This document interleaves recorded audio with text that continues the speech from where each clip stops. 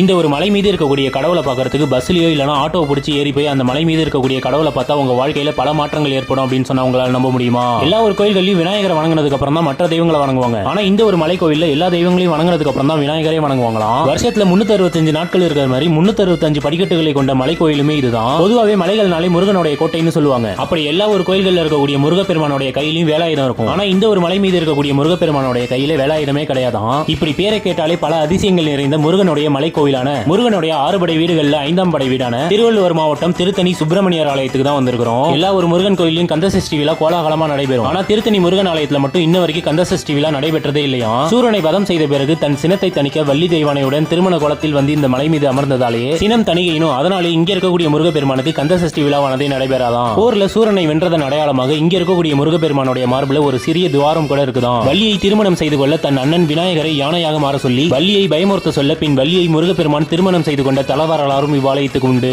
திருமணம் ஆகாம இருக்கிறவங்க இங்க இருக்கக்கூடிய சரவண பொய்கை தீர்த்தத்துல நீராடி பால் குடம் எடுப்பது காவடி எடுப்பதன் மூலியமா சீக்கிரமே திருமணம் கைகூடி வருமாம்.